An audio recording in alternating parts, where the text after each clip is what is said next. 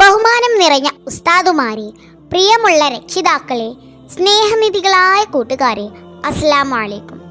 ഞാനൊരു കൊച്ചുകുട്ടിയാണ്, 1-ാം തരത്തിൽ പഠിക്കുന്നു. ഞാൻ പറയുന്ന കാര്യങ്ങൾ ശ്രദ്ധയോടെ ഉൾക്കൊള്ളണം. ഇന്ന് നാം രാവിലെ എഴുന്നേറ്റ് സുബഹി നിസ്കരിച്ചോ? നമ്മളിൽ അധികവും ഉറക്കത്തിലായി നഷ്ടപ്പെടുത്തുന്ന നിസ്കാരമാണ് സുബഹി. നിസ്കാരത്തിന് എഴുന്നേൽക്കാതെ പ്രഭാതം വരെ ഉറങ്ങുന്ന ഒരു മനുഷ്യനെ സംബന്ധിച്ച് നബി സല്ലല്ലാഹു അലൈഹി വസല്ലമയോട് ചോദിക്കപ്പെട്ടു. അപ്പോൾ നബി സല്ലല്ലാഹു അലൈഹി വസല്ലമ പറഞ്ഞു, ദാലിക റജുലുൻ, അതൊരു മനുഷ്യനാണ്, അവൻ്റെ ചെവിയിൽ ശൈത്താൻ മൂത്രമൊഴിച്ചു. ഇത്തരക്കാരിൽ നാം ഉൾപ്പെടരുത് എന്ന് ഓർമ്മപ്പെടുത്തി ഞാൻ എൻ്റെ കൊച്ചു പ്രസംഗം അവസാനിപ്പിക്കുന്നു. അസ്സലാമു അലൈക്കും. ബഹുമാനമുള്ള ഉസ്താദുമാരെ, രക്ഷിതാക്കളെ, വിദ്യാർത്ഥികളെ, അസ്സലാമു അലൈക്കും. പുണ്യമാക്കപ്പെട്ട ഈ സദസ്സിൽ ഒരു പ്രധാന വിഷയം ഞാൻ ശ്രദ്ധയിൽപ്പെടുത്താം. നമ്മളെല്ലാം പള്ളികളിൽ നിത്യമായി വരുന്നവരാണ്. പല സഹോദരങ്ങളും ശുദ്ധീകരണ സമയത്ത് മൊബൈലോ വാച്ചോ ഹൗലിൻ കരയിൽ മറന്നു വെക്കുകയും പിന്നീട് പള്ളിയിൽ കയറി കാണാതെ പോയത് അന്വേഷിക്കുന്നവരും ആണ്. ഈ ശീലം നമ്മളിൽ ഉണ്ടെങ്കിൽ മാറ്റിയെടുക്കണം. കാരണം നബി സല്ലല്ലാഹു അലൈഹി വസല്ലമ പറഞ്ഞു, നഷ്ടപ്പെട്ടു പോയ സാധനം പള്ളിയിൽ അന്വേഷിക്കുന്ന ആരെങ്കിലും നിങ്ങൾ കണ്ടാൽ അള്ളാഹു നിനക്കത് മടക്കി തരാതിരിക്കട്ടെ എന്ന് നിങ്ങൾ പറയുക. കാരണം പള്ളി ഇത്തരം കാര്യങ്ങൾക്ക് വേണ്ടി നിർമ്മിക്കപ്പെട്ടതല്ല. പള്ളിയിൽ ഇബാദത്തുകൾ ആണ് നടക്കേണ്ടത്. പള്ളിയോടുള്ള കടപ്പാട് നിർവഹിക്കുന്നവരിൽ അള്ളാഹു നമ്മെ ഉൾപ്പെടുത്തട്ടെ ആമീൻ എന്ന് ദുആ ചെയ്തുകൊണ്ട് ഞാൻ എൻ്റെ കൊച്ചു പ്രസംഗം അവസാനിപ്പിക്കുന്നു. അസ്സലാമു അലൈക്കും. ബഹുമാനം നിറഞ്ഞ ഉസ്താദുമാരെ, പ്രിയമുള്ള രക്ഷിതാക്കളെ, സ്നേഹമുള്ള കുട്ടികളെ, അസ്സലാമു അലൈക്കും.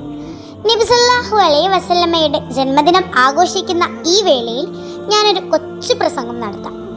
നമ്മുടെ വീടുകളിലെല്ലാം കല്യാണങ്ങൾ നടക്കാറുണ്ടല്ലോ. അതുമായി ബന്ധപ്പെട്ട് കല്യാണ സദ്യകൾ നമ്മൾ ഒരുക്കും. എന്നാൽ നമുക്ക് അറിവില്ലാത്ത കാരണം വിവാഹ സദ്യയുടെ പ്രതിഫലം ഇല്ലാതാക്കുന്നു.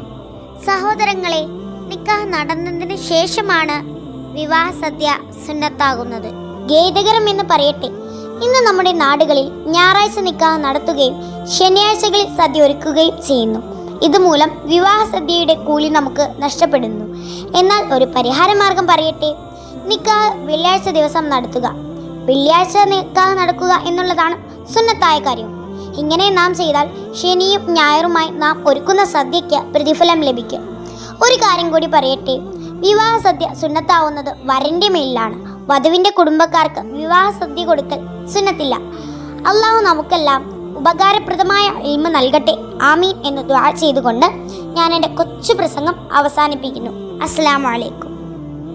ബഹുമാനം നിറഞ്ഞ ഉസ്താദുമാരെ, പ്രിയമുള്ള രക്ഷിതാക്കളെ, സ്നേഹമുള്ള കൂട്ടുകാരെ, അസ്സലാമു അലൈക്കും. നബി സല്ലല്ലാഹു അലൈഹി വസല്ലമയെ പുകഴ്ത്തുന്ന ഈ സുന്ദര വേദിയിൽ ഞാനൊരു കൊച്ചു പ്രസംഗം നടത്താം. സഹോദരങ്ങളെ, നമ്മൾ എല്ലാവരും ചായ കുടിക്കുകയും ഭക്ഷണം കഴിക്കുകയും ചെയ്യുന്നവരാണ്. ശക്തമായ ചൂടോടുകൂടി ആഹാരം കഴിക്കുന്ന മോശമായ പ്രവണത നമ്മളിൽ പലർക്കുമുണ്ട്. വിവാഹ പന്തലുകളിൽ തിരക്ക് വർദ്ധിക്കുമ്പോൾ ചൂടോടെ ചെമ്പിൽ നിന്ന് കോരിയ ഭക്ഷണം അതേ നിലയിൽ വിളമ്പിക്കൊടുക്കുന്ന രീതിയും നമ്മുടെ നാട്ടിൽ സാധാരണമാണ്. എന്നാൽ ഈ ശീലം നമ്മൾ മാറ്റിയെടുക്കണം. നബി സല്ലല്ലാഹു അലൈഹി വസല്ലമ തങ്ങൾ പറഞ്ഞു, നിങ്ങൾ ആഹാരത്തെ തണുപ്പിച്ച് കഴിക്കുക. നിശ്ചയമായും ചൂടുള്ള ഭക്ഷണം ബറക്കത്തില്ലാത്തതാണ്. ബറക്കത്തില്ലാത്ത ഭക്ഷണം ഇനി മുതൽ നമ്മുടെ ഉള്ളിൽ എത്തുകയില്ല എന്ന് നാം പ്രതിജ്ഞ എടുക്കുക. അള്ളാഹു തൗഫീഖ് നൽകട്ടെ, ആമീൻ. ഇത്രയും പറഞ്ഞുകൊണ്ട് ഞാൻ എൻ്റെ കൊച്ചു പ്രസംഗം അവസാനിപ്പിക്കുന്നു. അസ്സലാമു അലൈക്കും.